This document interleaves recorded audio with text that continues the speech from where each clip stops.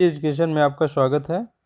हम प्रोनाउन पर आधारित एग्जाम में आने वाले क्वेश्चंस देख रहे हैं और अभी तक हमने 65 क्वेश्चन देख लिए हैं। आज हम उसके आगे देखते हैं।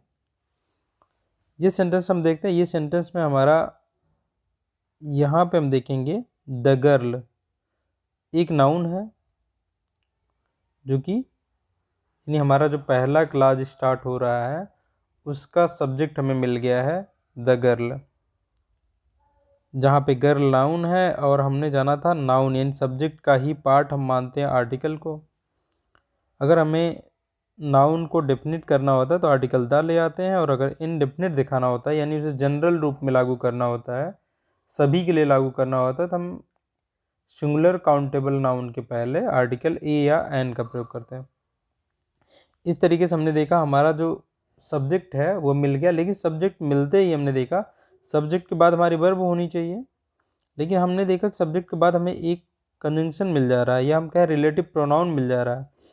रिलेटिव प्रोनाउन मिल गया, इसका मतलब जो हमारी ये सब्जेक्ट चला था इसकी वर्ब जो होगी, अब रिलेटिव प्रोनाउन के बाद एक क्लाज आने वाला है, उस क्लाज के ख़त्म होने के बाद ही इस वाले सब्जेक्ट की वर्ब आएगी हमारे। इसका मतलब अब इसी नाउन के बारे में मतलब कुछ जानकारी देने के लिए हम एक क्लाज का प्रयोग करने वाले हैं। और क्लाज क्या होता है? अपने आप में एक सेंटेंस होता है जिसमें इसको खुद का सब्जेक्ट होता है, खुद का उसका वर्ब होता है। तो हम देखते हैं कि जो हमारा क्लाज आ रहा है उसमें जो हमारा ये रिलेटिव प्रोनाउन आया हुआ है वो क्या क्या कार्य कर रहा है, क्या सब्जेक्ट का कार्य कर रहा है या ऑब्जेक्ट का कार्य कर रहा है, यह हम देखेंगे। प्रोनाउन ये नाउन के पॉजेसिव केस को अगर रिप्लेस कर रहा है तो प्रोनाउन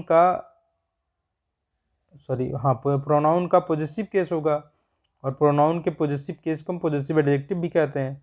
तो हमने जाना था अगर किसी लिविंग पर्सन के लिए अगर हम लगा रहे हैं तो हु होता है सब्जेक्टिव केस, हुम होता है ऑब्जेक्टिव केस, और हु जो होता है पॉजेसिव केस। और हुज का प्रयोग तब करते हैं जब इसके बाद एक और नाउन आए, उस पर अधिकार जताना हो हमें। तो हम यहाँ पे देख रहे हैं, यहाँ पे क्या है, देखिए यहाँ पे एक नाउन आया हुआ है, हम देख रहे हैं विच जो आ रहा है, विच के बाद मदर एक नाउन है। अगर मदर हमारा सब्जेक्ट, देखिए यहाँ पे सब्जेक्ट बन जाता है। अगर हम मदर पे अधिकार जताने का कार्य हमें करना है तो हमें यहाँ क्या लाना होगा, विच न ला करके हुज लाना पड़ेगा। हुज मतलब जिसकी मदर, यानी इस लड़की के लिए। हुज किसके लिए आ रहा है? इस लड़की के लिए, लड़की का अधिकार दर्शाने के लिए।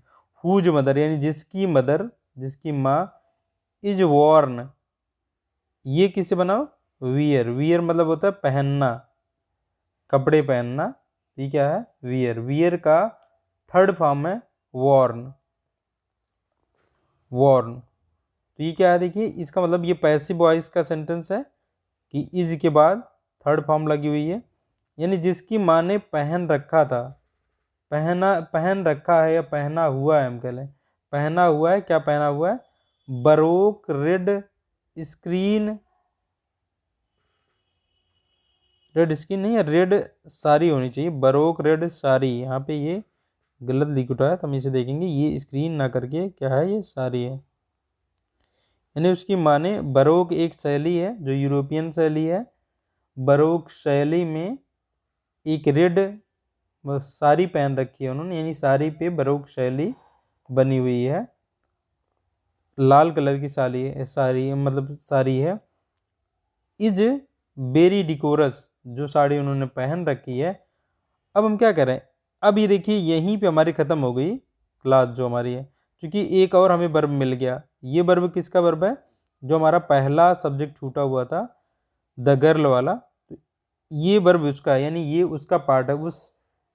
ये क्लास हमारी यहाँ सब्जेक्ट है, यहाँ इसका वर्ब है। तो हम देखेंगे कि यानी वह लड़की जिसकी माँ ने बरोक रेड साड़ी पहनी है, इज वेरी डिकोरस, यानी कि ये लड़की जो है, लड़की बारे में वह लड़की का कहा जा रहा है वो बहुत ही सभ्य है, हम कह लें बहुत ही सुशील है, ये आप कह सकते हैं। तो अब देखिए यहाँ पे क्या है कि हम कौन सा लगाएंगे, हुज मदर, और हुज मदर इज वॉर्न, तो ये सही है हमारा। दूसरा देख लें हम, हुज मदर इज वियर, क्योंकि ये पैसिव वॉइस है, पैसिव वॉइस में हेल्पिंग वर्ब के बाद थर्ड फॉर्म लगती है, तो ये वाला गलत हो गया हमारा। ऐसे हुज मदर इज वियरिंग, जिसकी माँ पहन रही है, हम कहेंगे जिसकी माँ पहन रही है बरोक रेड साड़ी, वो बहुत ही डिकोरस है, तो हम चाहें तो इसे भी सही कर सकते हैं। जिसकी माँ क्या है, हुज मदर इज वियरिंग, वो पहन रही है, अगर हम दिखाएं तो यहाँ पे भी हम इस सेंटेंस को भी सही कर सकते हैं। तो हमें ये वाला देखिए जो है ज़्यादा अच्छा दिख रहा है, कि सी वाला अगर हम कह लें तो ज़्यादा अच्छा पहना हुआ है हम कहें, ये थोड़ा सा हमें इससे ज़्यादा अच्छा लग रहा है कि जिसकी माँ पहन रही है हम कह लें या पहनी हुई है। अच्छा, इंग्लिश में हमेशा हम रहा है रही है करके सेंटेंस ना बना करके हमें ये जानना होगा, जब हम टेंस पढ़ेंगे तो हम डिटेल में बात करेंगे कि यदि हमें ये दिखाना है कि वो चीज़ कंटिन्यू है, जैसे उसकी माँ ने साड़ी पहन रखी है, इसमें पहनी हुई है, तो ये साड़ी का पहनना मतलब वो क्या है, इस समय वर्तमान में चल रहा है कि वो साड़ी उन्होंने पहन रखी है, तो हम इसको कंटिन्यूअस में बनाते हैं। तो क्योंकि भाई कंटिन्यू है वो चीज़ ना, कि साड़ी पहन रखी है। यहाँ आप इससे ये नहीं जोड़ेंगे भाई अब पहन रही हैं, तभी हम लगाएंगे कि अब वो साड़ी पहन रही हैं, इस समय जिस समय पहन रही होंगी साड़ी को लपेट रही होंगी उसी समय हम नहीं कहेंगे। अगर उन्होंने वो चीज़ पहन रखा है और वो हम दिखाना चाहते हैं कि वो साड़ी उन्होंने पहन रखी है, तब हम इसे कंटिन्यूअस फॉर्म में बनाएंगे, इस बात का ध्यान रखेंगे हम। और डिकोरस हमारा जो वर्ब यहाँ पे वर्ड आया है, ये हमारा एक एडजेक्टिव वर्ड है। डिकोरस का मतलब होता है पोलाइट यानी विनम्र, and appropriate in a particular social situation, जो सोशल सिचुएशन के हिसाब से सामाजिक स्थिति के हिसाब से क्या होता है, जो विनम्र और उचित होता है उसे डिकोरस कहते हैं। आप सभ्य कह करके चल सकते हैं, सभ्य यानी कि जो समाज में एक्सेप्टेबल है, उस तरीके से आप कह सकते हैं इसको, यानी शिष्ट कह सकते हैं, उचित कह सकते हैं, शालीन कह सकते हैं, ये चीज़ें। यानी वो लड़की क्या है, हम कह रहे हैं बहुत ही शालीन है, बहुत ही सुशील है, बहुत ही सभ्य है, बहुत ही शिष्ट है, ये आप कह सकते हैं।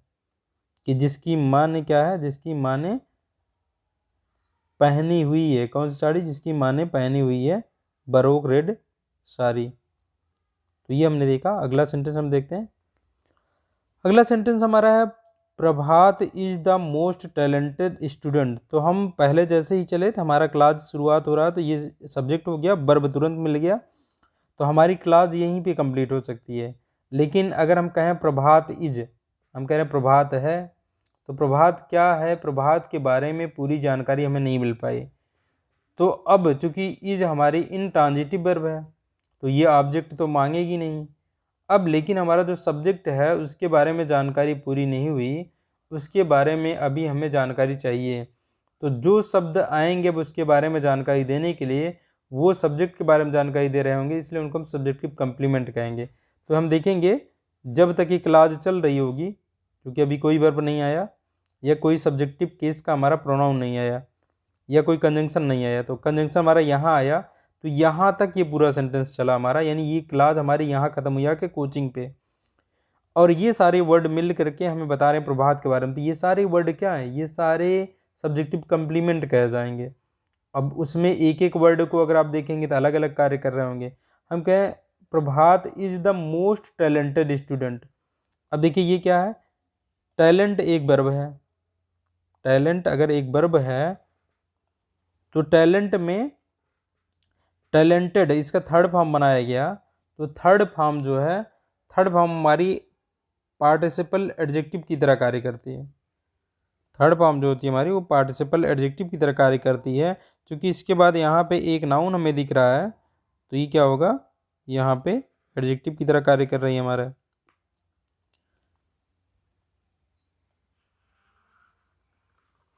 एडजेक्टिव की तरह ये कार्य कर रही है। तो हम देखेंगे यहाँ पे, और ये मोस्ट क्या है, देखिए मोस्ट हमारा यहाँ पे हो गया, मोस्ट टैलेंटेड कहा गया ना, तो नाउन हो गया स्टूडेंट, टैलेंटेड हो गया हमारा एडजेक्टिव, मोस्ट हो गया हमारा मोस्ट टैलेंटेड। देखिए हम जानते हैं हमारे कुछ जो है एडजेक्टिव ऐसे होते हैं जिनका हम कंपैरेटिव डिग्री बनाएंगे मोर लगा करके, और उनका जो है सुपरलेटिव डिग्री बनाएंगे मोस्ट लगा करके। तो टैलेंट जो है वो एक नाउन है और हमने इससे बनाया क्या, टैलेंटेड जो है टैलेंट से बना हुआ है। ये टैलेंट वर्ब नहीं, टैलेंटेड जो है टैलेंट नाउन से बना हुआ एडजेक्टिव है टैलेंटेड। अब ये एडजेक्टिव है तो इस एडजेक्टिव का अगर हमें कंपैरेटिव डिग्री बनानी है तो मोर टैलेंटेड कहेंगे। ऐसे ही सुपरलेटिव डिग्री बनानी है तो मोस्ट टैलेंटेड कहेंगे। और हम जानते हैं सुपरलेटिव डिग्री के एडजेक्टिव के पहले आर्टिकल द लगता है, तो ये आर्टिकल द लगा हमारा। स्टूडेंट हो गया, यानी कि प्रभात है क्या है, सबसे टैलेंटेड स्टूडेंट है। अब हम इसे जोड़ना चाहते हैं कहाँ का, ऑफ दिस कोचिंग, यानी इस कोचिंग, हमने कोचिंग से संबंध भी दिखा दिया उसका कि इस कोचिंग का, अब यहाँ से पढ़ते हैं, हमने कहा था यहाँ से पढ़ते हैं जहाँ संबंध है, इस कोचिंग का सबसे टैलेंटेड स्टूडेंट है कौन, प्रभात, ये कहा गया। अब यहाँ पे आ रहा है, देखिए हमने बात की थी यदि हमारी, अब हम रूल को याद करेंगे अपने, क्योंकि हमारा जो क्लास दूसरा शुरू हुआ, अच्छा दूसरे क्लास को देख लेते हैं हम। दूसरा क्लास जो शुरू हुआ, यहाँ पे हमें दिख रहा है रिलेटिव प्रोनाउन हु अगले क्लास में क्या कार्य कर रहा है, क्योंकि वर्ब आ गई सीधे इसके बाद, तो ये सब्जेक्ट का कार्य कर रहा है, ये सब्जेक्ट का कार्य कर रहा है। Who has qualified, present perfect tense है, तो जिसने क्वालिफाई कर लिया, यानी जिसने पास कर लिया है, उत्तीर्ण कर लिया है क्या, आईएएस एग्जाम को क्वालिफाई कर लिया है। ये हम कह रहे हैं प्रभात इस कोचिंग का सबसे टैलेंटेड छात्र है जिसने उस आईएएस एग्जाम को क्वालिफाई कर लिया है, हम ये कह रहे हैं। यहाँ पूरे सेंटेंस का ये मतलब है। लेकिन हमने अभी अगर हम रूल की बात करें तो रूल हमारा ये है कि अगर हमारा जो प्रिंसिपल क्लास है उसमें यदि हम एडजेक्टिव की सुपरलेटिव डिग्री का प्रयोग कर लें, तो ये सुपरलेटिव डिग्री है, सुपरलेटिव डिग्री का प्रयोग कर लें तो अगला क्लास हु या हुम या विच से ना स्टार्ट होकर के दैट से स्टार्ट होगा। तो यहाँ हु की जगह क्या होना चाहिए, दैट होना चाहिए, ये दैट होना चाहिए, दैट, और दैट हैज़ क्वालिफाइड हमारा हो जाएगा ए ऑप्शन में है। देखिए यहाँ पे हम देखेंगे ए वाला पार्ट हमारा सही हो जाएगा। अगला सेंटेंस हम देखते हैं। अगला सेंटेंस हमारा है कि पूजा आल्सो हैड। अब ये ध्यान दीजिएगा, पूजा आ गया, पहली बात तो पूजा सब्जेक्ट हो गया, आल्सो हमारा एक एडवर्ब है जो हमारा वर्ब के पहले प्रयोग होता है। हम एडवर्ब पढ़ेंगे तो वहाँ ध्यान से देखेंगे कि कुछ एडवर्ब हमारे हैं जो वर्ब से पहले प्रयोग होते हैं। अगर हेल्पिंग वर्ब और मेन वर्ब आ जाए तो हेल्पिंग वर्ब और मेन वर्ब के बीच में प्रयोग होते हैं, और कुछ एडवर्ब हमारे हैं जो सेंटेंस के एकदम लास्ट में प्रयोग होंगे। हम इनका पोजीशन देखें कहाँ का, अभी ये एडवर्ब है, यानी पूजा, ये इसका मतलब है वी के पास भी है। हम कह रहे हैं हैड क्या है, देखिए हैड है, हैव का मतलब होता है होना, यानी किसी चीज़ पर अधिकार होना कहेंगे तब भी क्या है, मैं कह रहा हूँ मेरे पास पेन है, तो पेन पे क्या है, अधिकार ही तो है, तो पोजीशन दर्शाता है ये हैव। अब ये प्रेजेंट में इसके रूप होते हैं हैज और हैव, पास्ट में इसका रूप हो जाता है हैड, और थर्ड फॉर्म भी हैड ही होता है। तो जो हैड है यहाँ ये मेन वर्ब की तरह आ रही है, देखिए यहाँ पे, ना कि हेल्पिंग वर्ब की तरह, क्योंकि यहाँ पे और कोई वर्ब इसके बाद आई नहीं है। तो हम देख लेते हैं, ये हमारा जो पहली क्लास चली इसमें सब्जेक्ट भी आ गया, वर्ब भी आ गया, जहाँ मेन वर्ब हैड है, तो हैड वाला सेंस लेंगे हम होना, यानी पूजा के पास भी था हम कहेंगे, क्योंकि पास्ट में बता रहा है, तो हम लेंगे सेकेंड फॉर्म के रूप में से, पूजा के पास भी था, क्या था, आगे बताया जा रहा है द सेम ड्रेस, यानी ठीक वही ड्रेस थी, विच आई वर, ये देखिए वियर का सेकंड फॉर्म है वर, ठीक है, जिसे मैं ये किसके, विच किसके लिए आ रहा है, इसके लिए आ रहा है, इसका एंटीसीडेंट ड्रेस है।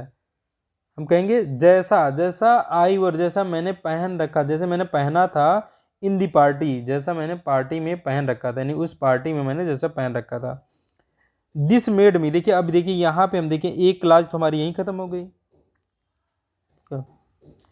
या आप इसको यहाँ तक बढ़ा सकते हैं कि ये क्लास यहाँ खत्म हो गई, Puja also had the same dress, यहाँ पे आप ले लीजिए, दूसरा क्लास हमारा यहाँ से स्टार्ट हुआ कंजंक्शन से, और ये कहाँ खत्म हो गया, यहाँ पे, जिसे मैंने पहन रखा था उस पार्टी में। अगला आ गया आगे, दिस मेड, यानी जो पहन रखा, दिस मेड इसने बनाया था, क्या बनाया था, मुझे, वेरी एम्बरेसिंग, एम्बरेसिंग मतलब होता है शर्मिंदा। तो इसने मुझे बहुत शर्मिंदा किया था, बनाया था मतलब किया था, इसने मुझे बहुत शर्मिंदा किया था। तो हम यहाँ देख रहे हैं भाई कि अगर हम ये देखें तो भाई बीच यहाँ पे जो ये हमें चेंज करना है इसके हिसाब से देखें तो ड्रेस के बाद ड्रेस एक नॉन लिविंग ऑब्जेक्ट है तो विच आ रहा है, बिल्कुल ठीक है। और यहाँ ऑब्जेक्ट के रूप में चाहिए था क्योंकि यहाँ सब्जेक्ट आई है, मैंने पहन रखा था, मैंने पहना था। अब मैं ये दिखाना चाहता हूँ, यहाँ ध्यान देंगे, इससे अगर हम ऑप्शन में चलें तो विच वोर आई, विच वोर आई, तो ये गलत है। यहाँ देखिए ये क्या है, विच के बाद एक सब्जेक्ट होना चाहिए, अब यहाँ विच ही सब्जेक्ट बन जा रहा है, विच को हमें सब्जेक्ट बनाना ही नहीं है। अगर हम विच को सब्जेक्ट बना रहे हैं तो क्या बन जा रहा है, देखिए ड्रेस के लिए विच है, यानी जो जो पहना था, जो पहना था, आई मैंने, ये हो गया। देखिए यहाँ पे इसका अर्थ अलग हो जाएगा, जो आई और जो मैंने पहना था, ये कहना है मुझे, ये गलत अर्थ दे देगा। अगला हम देखते हैं, अगर हम बी पार्ट को देखें, दैट, दैट हम प्रयोग कर सकते हैं, क्यों प्रयोग कर सकते हैं, देखिए द सेम लगा हुआ, अगर हमारे प्रिंसिपल क्लास में द सेम के बाद एक नाउन आए तो अगली क्लास की शुरुआत विच या दैट, हाँ विच या जो है हु या हुम या वाट से नहीं ना होकर के दैट से होती है, तो ये दैट हो सकता है। दैट फिर भी यहाँ उल्टा कर दिया गया, यहाँ आई वर होना चाहिए लेकिन यहाँ वर आई किया जा रहा है, जो कि गलत है। मैंने पहन रखा था हम कहेंगे, ना कि जो पहना था मैंने, ये नहीं कहेंगे हम, ठीक है। यहाँ पे हमारा स्ट्रक्चर गड़बड़ा जाएगा। अगला हम देखते हैं ये वाला, that, that I was wearing, मैंने अभी बात की कि यदि हमें दिखाना है कि हमने पहन रखा है, मतलब कोई चीज़ कंटिन्यू लगातार है, मैं ये शर्ट डाल करके या ये जो है ड्रेस डाल करके पार्टी में आया हुआ, तो ये क्या है, ये ड्रेस हमने पहन रखी है, कंटिन्यू है, यानी कि ये हम लगातार पहन करके टहल रहे हैं, तो ये क्या है, उसको पहनना, यानी पहन करके क्या है, ये कंटिन्यू है, हम पहन के घूम रहे हैं, तो ये कंटिन्यू हमें दर्शाना होगा। विच आई वॉज वियरिंग हम कहेंगे, ना कि हम पास्ट इंडिफिनिट में बनाएंगे इसे, तो क्या हो जाएगा, विच आई वॉज वियरिंग, यानी कि जो कि मैंने पहन रखी थी, पहन रखी थी किसमें, उस पार्टी में। भाई तभी तो शर्मिंदा होगा, अगर उसको ये होता कि भाई अगर वो, आप वियरिंग से ये ले लेंगे कि मैं पहन रही थी, अगर वो पहन रही थी, अगर ये ऑप्शन से लेंगे, वो पार्टी में पहुंच चुकी थी, हम कह रहे पार्टी में पहुंच चुकी थी, लेकिन वो कंटिन्यू था, उसने उस समय वो ड्रेस पहन रखी थी, इसलिए हम इंडिफिनिट कंटिन्यूअस फॉर्म ले रहे हैं। कंटिन्यू का मतलब है कि वो चल रहा था वो कार्य, उस समय उसने पहन रखी थी, वो पहन के वहाँ घूम रही थी, अब उसके पास ऑप्शन नहीं था कि उसको चेंज कर पाए, तो क्या यहाँ पे हम क्या लगाएंगे, क्योंकि कंटिन्यूटी भी दिखानी है तो इसलिए कंटिन्यूअस फॉर्म लगाएंगे।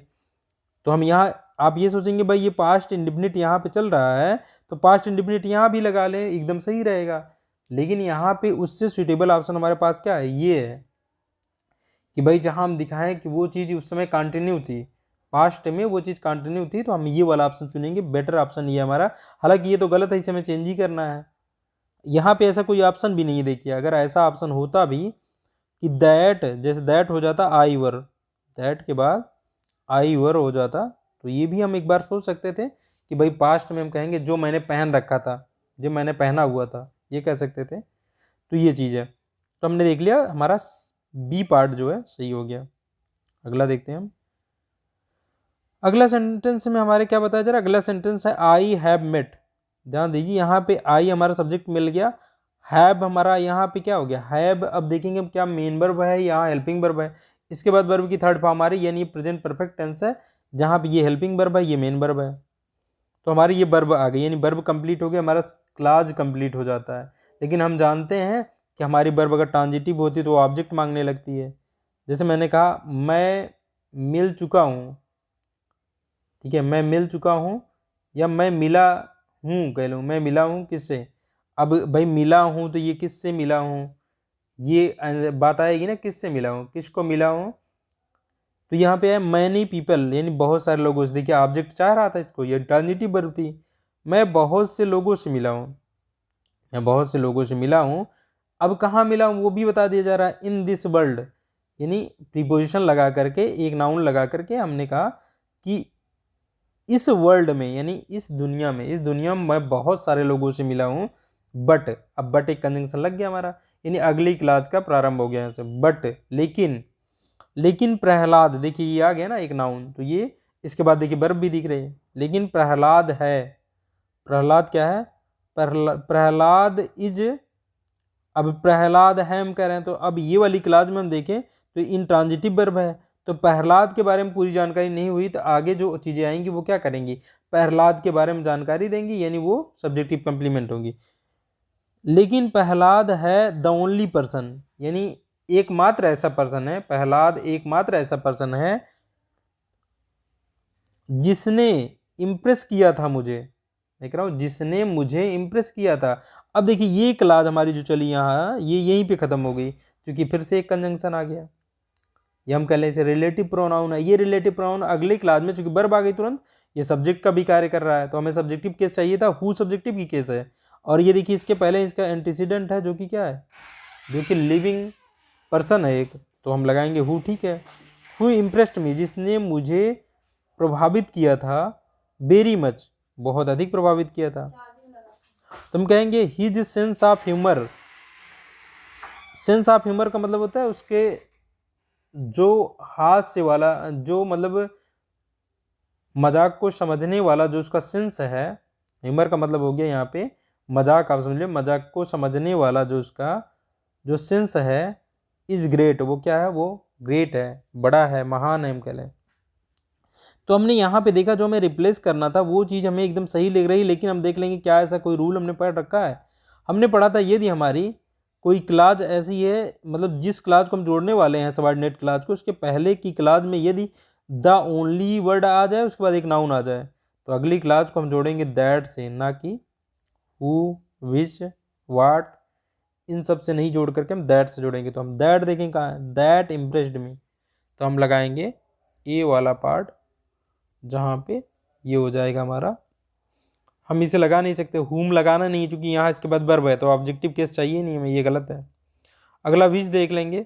विच लगाएंगे नहीं हम, क्योंकि ये क्या है? ये एक लिविंग पर्सन है, तो इसके लिए हम विच का प्रयोग कर नहीं सकते, ये नॉन लिविंग के लिए लगता है। हालांकि देखिए सब्जेक्ट का कार्य कर रहा है, लेकिन ये भी गलत हो गया, तो हमारा कौन सही हो गया? ये वाला। आगे चलते हैं हम। अगला सेंटेंस हमारा है जहाँ कहा जा रहा है द वाटर ऑफ गंगा। अब देखिए यहाँ पे दो नाउन है, एक नाउन है गंगा, एक नाउन है वाटर। हम वाटर का संबंध गंगा से जोड़ना चाहते थे, या कह लें गंगा का संबंध हम वाटर से दिखाना चाहते थे। तो हमने क्या किया भाई, गंगा का पोजीशन है दिखा रहे हैं हम उसमें, तो वाटर, बात चल रही गंगा के वाटर की, ना कि गंगा की। तो गंगा का जल हम करें, गंगा का जल है, देखिए यहाँ पे आ गया, क्योंकि जल की बात चल रही थी, सिंगुलर था, वर्ब लगी इज, यानी है। गंगा का जल है, कैसा है? फ्रेशर है, यानी ये फ्रेश का कंपैरेटिव डिग्री एडजेक्टिव है। फ्रेश क्या होगा? फ्रेश बताएगा गंगा के जल की क्वालिटी को, तो क्या हो जाएगा? एडजेक्टिव हो जाएगा। तो फ्रेश का ई आर लगा करके हमने बनाया फ्रेशर। फ्रेशर मतलब हो गया अपेक्षाकृत अधिक फ्रेश, यानी अब तुलना होगी किसी से। और एक तो फ्रेशर है और क्लीनर भी है, यानी अपेक्षाकृत साफ भी है, हम कह लें साफ भी है। वो कहाँ है? वो भी ये चीज़ें कहाँ है? यानी फ्रेश भी है और साफ भी है, कहाँ पे? हरिद्वार में। हरिद्वार में अब तुलना की जा रही है किससे है ये चीज़, यानी हम कह रहे हैं गंगा का जल जो है वो अपेक्षाकृत साफ है और अपेक्षाकृत साफ है। तो किसकी अपेक्षा? वो तुलना किससे की जा रही है? वो दैन के बाद रखा जाएगा, दैन इलाहाबाद। अब देखिए तुलना होनी चाहिए, मतलब देखिए क्या हो रहा है यहाँ? हरिद्वार में हम कह रहे हैं, हरिद्वार में, और कहना चाहिए हमें कहाँ पे? हरिद्वार और इलाहाबाद में। इन जगहों की तुलना होनी चाहिए कि इन जगहों पे क्या है, इनका इसका जो जल है गंगा का वो फ्रेश और वो है। लेकिन हम क्या लगा रहे हैं? देखिए यहाँ पे हम सीधे हरिद्वार कर रहे हैं, उसके बाद दैन के बाद हम सीधे इलाहाबाद लगा दे रहे हैं, तो तुलना यहाँ पे इलाहाबाद से हो जा रही है, ना कि क्या? ना कि इलाहाबाद में हम कह के तुलना कर रहे हैं यहाँ पे। तो हमारा यहाँ सेंटेंस का अर्थ ही गलत हो जा रहा है। तो हम यहाँ पे क्या कहेंगे? हम लगा सकते हैं यहाँ पे, हमने कहा था ऐसे केसेस में क्या करेंगे हम? दैन, देखिए दैन दैट ऑफ इलाहाबाद हम करेंगे, दैन दैट ऑफ इलाहाबाद, यानी इलाहाबाद की हम कह लें, इलाहाबाद में। तो ये चीज़ें हमें यहाँ लगानी होंगी कि भाई इलाहाबाद की अपेक्षा जो है हरिद्वार में जो है, हरिद्वार में गंगा का जल साफ और क्या है? साफ है और अपेक्षाकृत फ्रेश भी है, हम ये कहना चाहते हैं।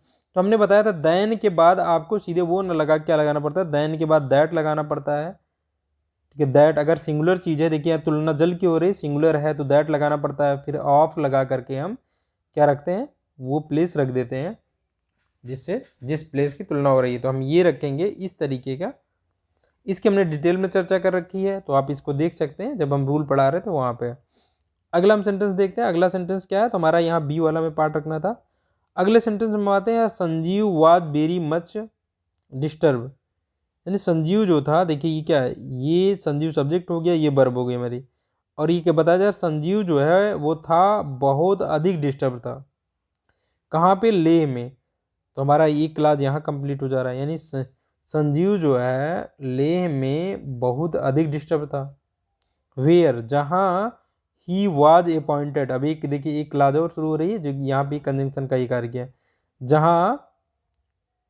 जहाँ वह अपॉइंट किया गया था, जहाँ वह नियुक्त किया गया था, किस रूप में, as a civil engineer, civil engineer के रूप में, इन आईटीबीपी, जहाँ वह आईटीबीपी में सिविल इंजीनियर के रूप में नियुक्त किया गया था। ये क्लास खत्म हो गया, अब फिर से हमारा कंजंक्शन आ गया बट लेकिन अब, नाउ लेकिन अब, he has been acquitted him well, लेकिन अब ही हैज़ बीन एक्विटेड, देखिए पैसिव वॉइस है, यानी अब उसे जो है वो मुक्त कर दिया गया है। ठीक है, लेकिन अब उसे एक्विट मतलब होता है किसी को मुक्त कर देना, छोड़ देना, लेकिन उसे हम कह लें, उसे मुक्त कर दिया गया है। अच्छा, हम कह लें अच्छे, मतलब अच्छे कंडीशन में उसे मुक्त कर दिया गया है। तो उसे मुक्त कर दिया गया है तो हम ये लगाएंगे, देखिए यहाँ पे एक्विट जो हमारा है, ये हमारा क्या है, एक्विट मतलब किसी को छोड़ देना, मुक्त कर देना। ये ही एक्विटेड, एक्विट एक ऐसी वर्ब थी जिसके बाद हमें ऑब्जेक्टिव केस ना लगा करके रिफ्लेक्सिव केस लगाई थी, तो हम कहेंगे उसने अपने आप को क्या किया है, मुक्त कर दिया है, क्या, बिल, अच्छी तरीके से उसने, मतलब अपने आप को वहाँ पे अच्छे तरीके से एडजस्ट कर लिया, हम ये कह सकते हैं। तो हम यहाँ पे होगा he has acquitted himself well, ही के अकॉर्डिंग लगेगा हिमसेल्फ वेल, ये चीज़ हो जाएगी, ना कि यहाँ पे he has been acquitted well, एक्विटेड के बाद देखिए आप प्रोनाउन हटा ही दिए गया, ये गलत है। अगले हम देखेंगे यहाँ पे ही हैज़ बीन हो गया, यहाँ पे has been acquitted himself well. तो यहाँ हम देखें, अगर इस वाले में देखें तो इस वाले में क्या गलती है भाई हमारे, ही हैज़ बीन एक्विटेड। हाँ, यहाँ पे हम देखेंगे, एक तो सही बात है, ये हमारा अर्थ भी नहीं बन पा रहा था ना, देखिए हम पैसे में ले रहे थे तभी तो अर्थ नहीं बन पा रहा था कि हम यहाँ पढ़ रहे हैं। हाँ, ये ध्यान देने की बात है कि भाई अगर हम पैसिव के हिसाब से देखें तो कार्य करने का कार्य ये नहीं कर रहा है कि, यानी इसे मुक्त किया जा रहा है, इसे छोड़ दिया जा रहा है, जबकि इसने खुद को छोड़ा, हमें कहना है इसने खुद को छोड़ दिया है अच्छी कंडीशन में, हम कह लें इसने खुद को अच्छी कंडीशन में छोड़ दिया, हमें ये कहना है, यानी इसको एक्टिव दिखाना है। तो हम पैसिव वाला ना प्रयोग करते हुए क्या प्रयोग करेंगे, देखिए यहाँ पे एक्टिव प्रयोग करेंगे, इसलिए देखिए पहले ऑप्शन में से एक्टिव बनाया गया है, ही हैज़ एक्विटेड हिमसेल्फ, देखिए बीन हटा दिया गया, बीन जो है पैसिव बना रहा था सेंटेंस को, तो ये भी हमें ध्यान देना होगा। अभी हम एक्टिव पैसिव पढ़ेंगे तब देखेंगे कि देखिए यहाँ अर्थ बैठ ही नहीं पा रहा था। अगर हम ऐसे पढ़ते तो इसका मतलब था उसे मुक्त कर दिया गया है या उसे छोड़ दिया गया है, अच्छा छोड़ दिया गया है, मतलब अच्छी कंडीशन में छोड़ दिया गया है, मतलब, लेकिन यहाँ हमें यहाँ सही अर्थ मिलना चाहिए, उसने छोड़ दिया है, उसने अपने आप को अच्छी कंडीशन में छोड़ दिया, यानी उसने वहाँ पे क्या कर लिया है, एडजस्ट कर लिया है उसने। ठीक है, वो पहले बहुत ज़्यादा डिस्टर्ब था लेह में, जहाँ पे उसे अपॉइंट किया गया था सिविल इंजीनियर के रूप में आईटीबीपी में, लेकिन अब जो है, अब उसने अपने आप को अच्छी कंडीशन में क्या किया है, छोड़ दिया है, अपनी कंडीशन अच्छी कंडीशन में ला लिया है, एक्विट कर लिया, मुक्त कर लिया है। तो हमें इसको एक्टिव दिखाना है, तो देखिए हैज़ के बाद थर्ड फॉर्म लगेगी, तो ए वाला ऑप्शन सही होना चाहिए हमारा। यहाँ एक्टिव और पैसिव का भी रोल है इस जगह पे, तुम देख सकते हैं। आगे चलते हैं, अगला सेंटेंस हम देखते हैं। अगला सेंटेंस हमारा है ड्यूरिंग लास्ट समर, यानी लास्ट समर वेकेशंस जो है उसके दौरान, ड्यूरिंग मतलब वो दौरान, और ये हो गया हमारा नाउन, ये मतलब इन दोनों को मिला करके हम पढ़ेंगे नाउन, इन समर वेकेशन गर्मी की छुट्टियों, और लास्ट गर्मी की छुट्टियों के दौरान।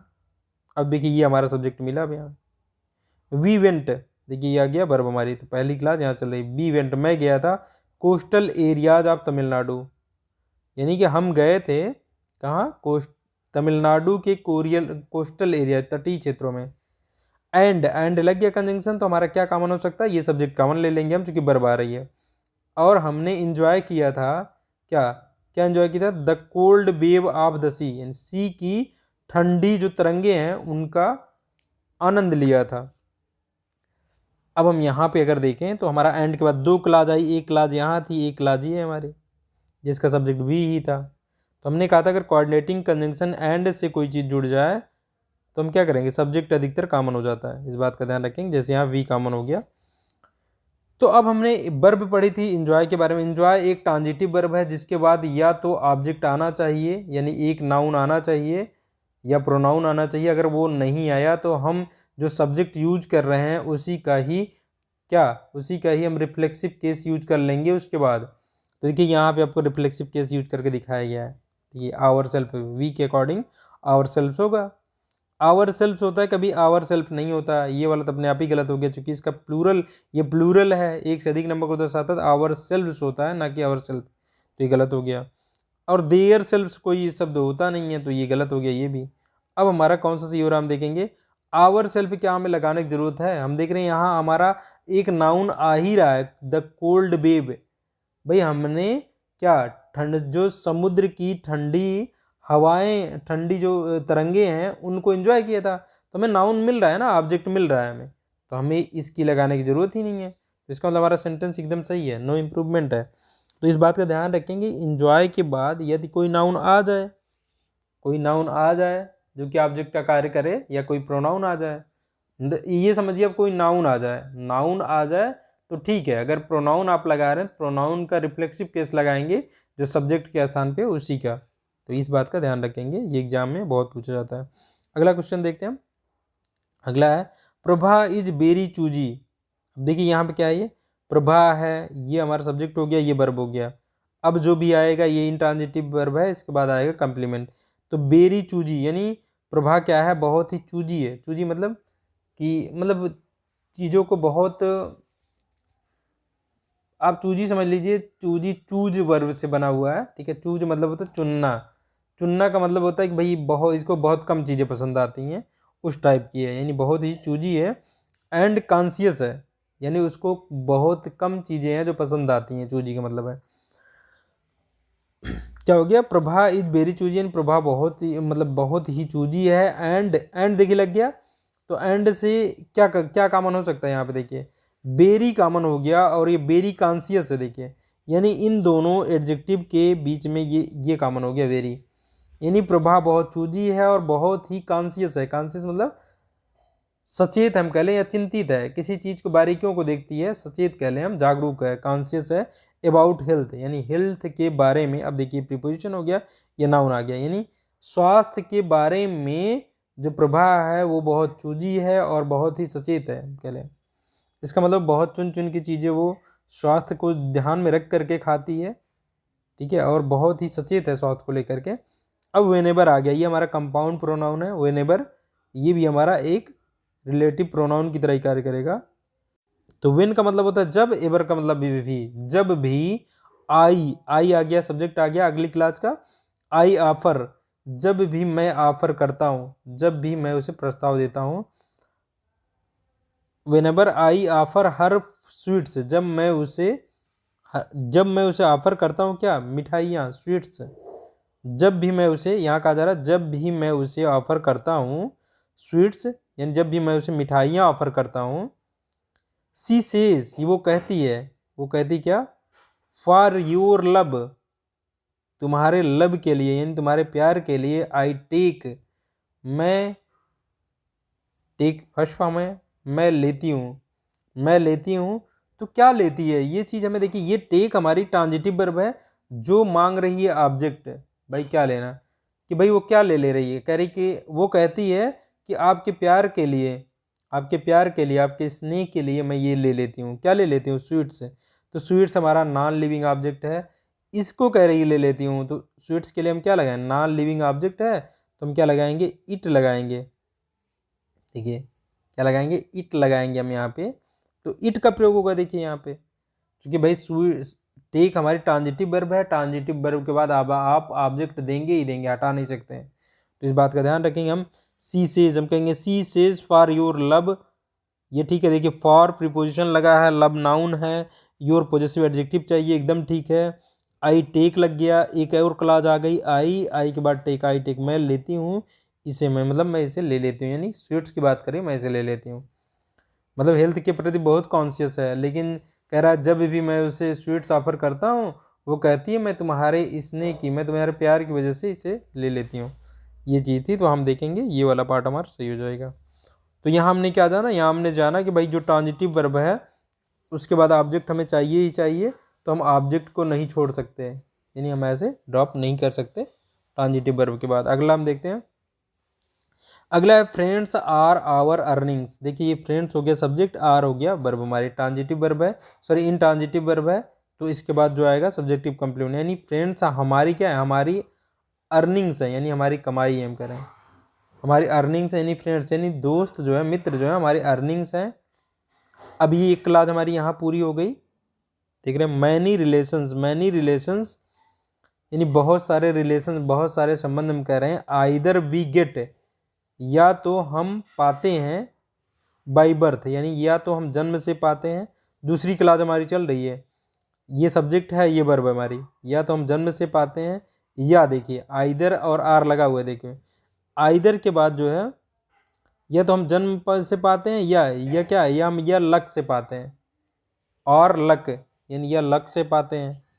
बट लेकिन बी गेट फ्रेंड्स, लेकिन हम प्राप्त करते हैं, क्या प्राप्त है, फ्रेंड्स, यानी हम फ्रेंड्स प्राप्त करते हैं बाई आवर बिहेवियर, अपने बिहेवियर के द्वारा, यानी अपने बिहेवियर से हम फ्रेंड प्राप्त करते हैं।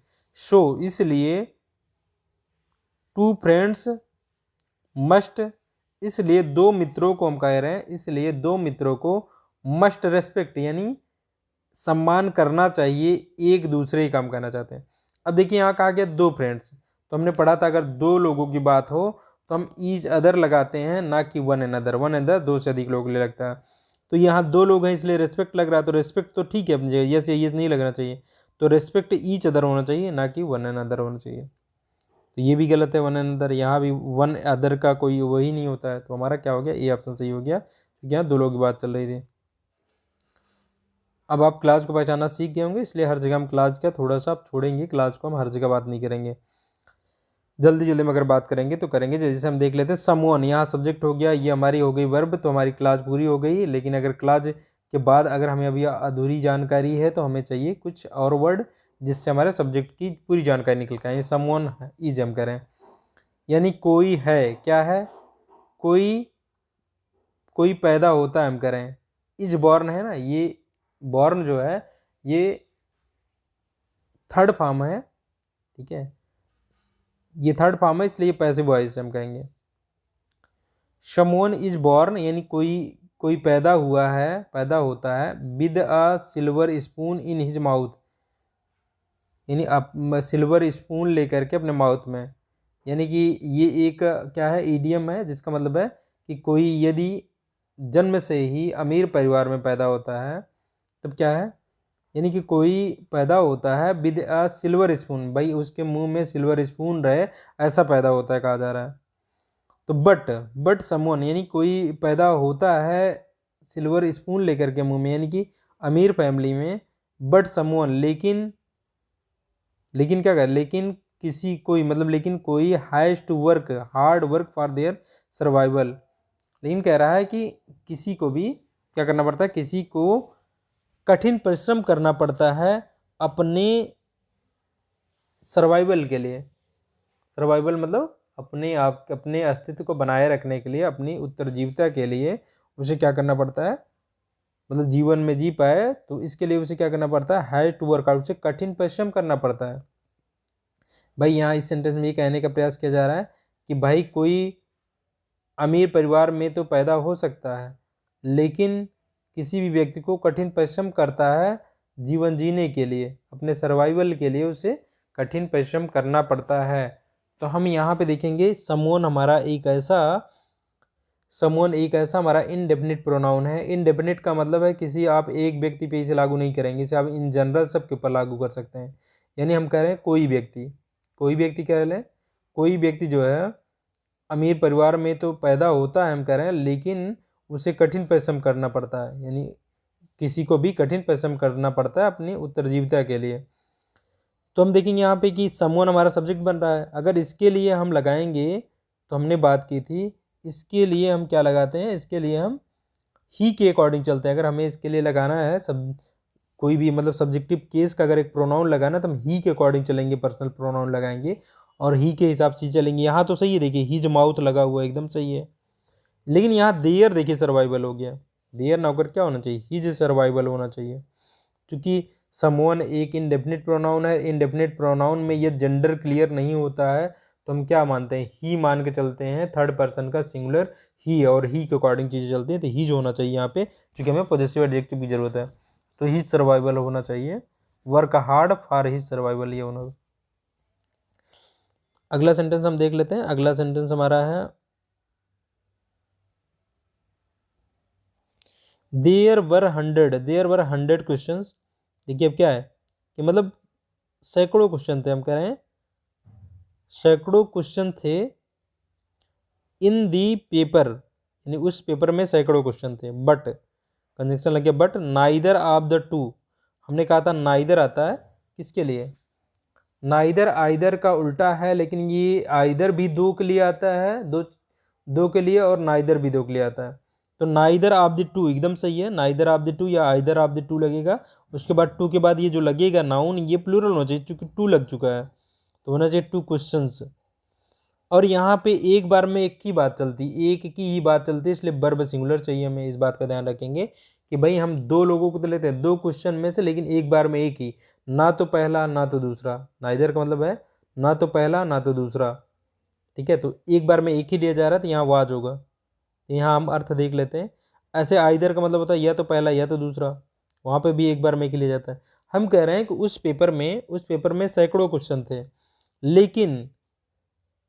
लेकिन उन दोनों क्वेश्चंस में से ना तो पहला ना तो दूसरा क्या था, सेम था।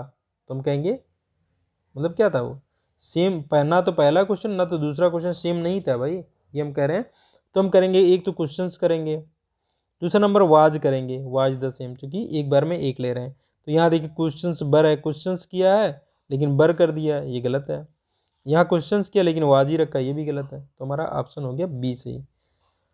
अगला सेंटेंस हम देखते हैं। अगला सेंटेंस हमारा है भाई, यहाँ बताया जा रहा है there is no partiality. Partiality मतलब पक्षपात कह लें, कि यहाँ पे कोई पार्शियलिटी नहीं। नो का मतलब आप कोई से लेंगे, देयर इज नो पार्शियलिटी, कोई पार्शियलिटी नहीं है बिटवीन यू एंड आई। हमने कहा था प्रीपोजिशन के बाद जो लगेगा, प्रीपोजिशन के बाद ऑब्जेक्टिव केस लगना चाहिए, ना कि सब्जेक्टिव केस।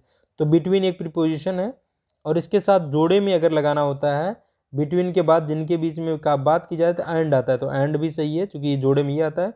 यू लगा यहाँ पे, ऑब्जेक्टिव केस यू का यू है, ठीक है। एंड के बाद ये मी होना चाहिए, तो मी होना चाहिए between you and me. Your नहीं करेंगे, यो तो पॉजेसिव केस हो गया, इसके बाद नाउन चाहिए। यहाँ यू एंड मेन, ये क्या है, ये तो गलत है एकदम से। तो हमारा क्या हो गया, बी ऑप्शन सही हो गया। अगला देखते हैं, एवॉइड सच फ्रेंड्स, यानी ऐसे फ्रेंडों को, इस प्रकार के फ्रेंड्स को अवॉइड कीजिए। ये वर्ब है हमारी, तो वर्ब से सेंटेंस शुरुआत हो गई। तो यहाँ पे इंपरेटिव सेंटेंस है, तो हम यहाँ पे ऑर्डर दे सकते हैं या रिक्वेस्ट कर सकते हैं। तो एवॉइड क्या देखिए, एवॉइड मतलब परहेज कर मतलब परहेज करो ऐसे इस प्रकार के फ्रेंड से जो जो अब देखिए ये हु किसके लिए आ रहा है, फ्रेंड्स के लिए। तो यहाँ पे वर्ब की फर्स्ट फॉर्म में यस या यस नहीं लगेगा, ठीक है। वो जो मारते हैं तुम्हारा टाइम, देखिए ये नाउन है, तो नाउन के पहले पॉजेसिव एडजेक्टिव चाहिए, बिल्कुल सही है। जो मारते हैं, मारते का मतलब जो तुम्हारा टाइम बर्बाद करते हैं, यहाँ पे ये कहने का मतलब है। किल का मतलब मारो ना हुआ, लेकिन टाइम को कोई मारता थोड़ी है, तो यहाँ पे क्या होगा, समय बर्बाद करना। तो हमने बात की थी, अब देखें तो एकदम सही है भाई, हु लग गया, हु के अकॉर्डिंग ये लग गया, सब कुछ सही दिख रहा है। लेकिन अब हम बात करेंगे किसी रूल की, तो रूल देखेंगे। तो हमने बात किया था अगर सच आ जाए सेंटेंस में तो शुरुआत इसकी एज से होती है, ना कि हु दैट या विच से। तो एज होगा, एज किल योर टाइम। तो यहाँ पे क्या लगाएंगे हम, ये वाला as kill their time. Their क्यों नहीं लगा रहे हम, यहाँ पे देयर लगाना चाहिए ना। Avoid such friend as kill your time. तुम यहाँ पे योर टाइम क्यों लगा रहे हैं, इसके बारे में बात करते हैं। तो योर टाइम कह रहे हैं फ्रेंड्स को हटाना है, ना कि अगर फ्रेंड्स के लिए हमें लगाना पड़ता कि उनके टाइम को बर्बाद करने के लिए, हमारा टाइम बर्बाद करने के लिए। हम कहते हैं जब वर्ब से शुरुआत हो जाती है सेंटेंस की तो सब्जेक्ट क्या रहता है, यू ही रहता है। तो यू के अकॉर्डिंग योर लगाना था हमें, तो योर वाला सही होगा, ना कि देयर वाला। भाई अगर हम यहाँ देयर लगा के देंगे, ध्यान रखिए देयर लगा के देंगे तो हम टाइम किसका बर्बाद करने लगे, फ्रेंड्स का, ना कि अपना टाइम। भाई तो यहाँ पे फ्रेंड्स का हो जाएगा कि भाई जो उनका टाइम, उनका यानी इनके फ्रेंड्सों का टाइम बर्बाद करते हैं। हम कह रहे हैं यहाँ पे ऐसे फ्रेंड्स को अवॉइड कीजिए जो आपका टाइम बर्बाद करते हैं, तो आप योर लगाएंगे ना कि देयर लगाएंगे, इस बात का ध्यान रखेंगे। अगला हम सेंटेंस देख लेते हैं। अगला सेंटेंस हमारा है द फादर एंड फ्रेंड।